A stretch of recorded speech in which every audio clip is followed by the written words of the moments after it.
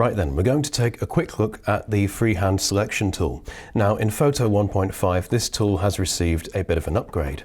So it's accessible from the flyout here, and we can just go ahead and select the Freehand Selection Tool. Now up on the context toolbar we have Type. So this begins as freehand. So if I just zoom into a particular part of this image, freehand does exactly what it says on the tin. You can create a completely freehand selection. Now I'm naturally quite terrible at creating these types of selections. I'll just deselect that. So we also have additionally polygonal and magnetic types. And I'm going to go ahead and select magnetic. Now let's pick a starting point, so we'll go down here. So to use the magnetic selection type, you simply click once, and then it's a case of dragging your mouse around the areas you want to select, like so, and it will snap to the edges. Now, as you can see here, it's not found that edge that I want it to, so I can backtrack, and there we go, it's snapped to it. So I'll carry on like so. And at any point you can backtrack and remove these nodes. So you'll notice back here the selection is a bit rough, and all we do to remove the nodes is press backspace, like so. Now sometimes the edge detection isn't quite as snappy as you want it to be, so to help it along in these cases you can single click to manually add a node. And then we'll just continue round the selection like so, and I'll just speed it up a bit here. Okay, so once again you'll see over here I'm not particularly happy, so again I can backspace and once again single click to add a point there.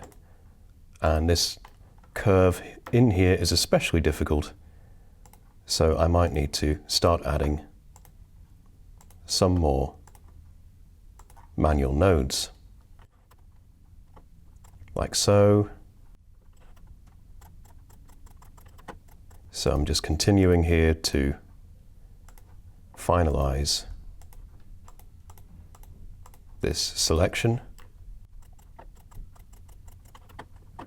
And I should be able to just get through this bit without any more manual nodes. And then down here where the edges get a bit softer, I might have to help it out.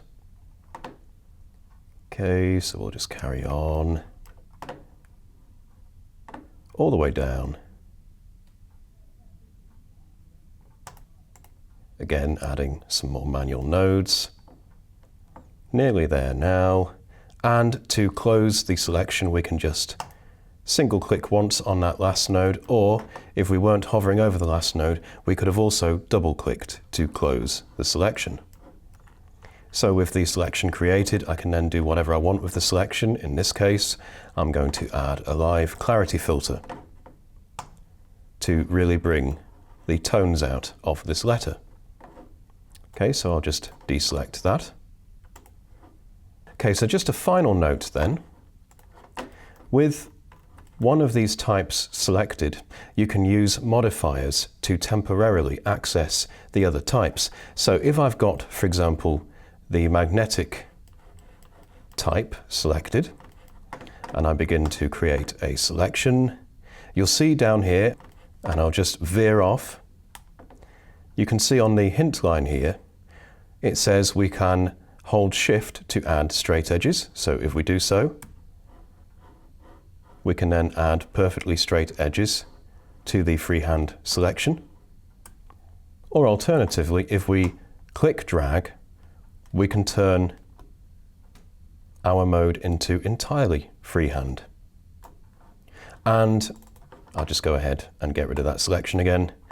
The modifiers change depending on which type you have selected up here. So if I have polygonal selected and I begin to create a selection like so, you'll then see Shift now becomes the magnetic edge type, whereas with the magnetic type selected, it was the other way round.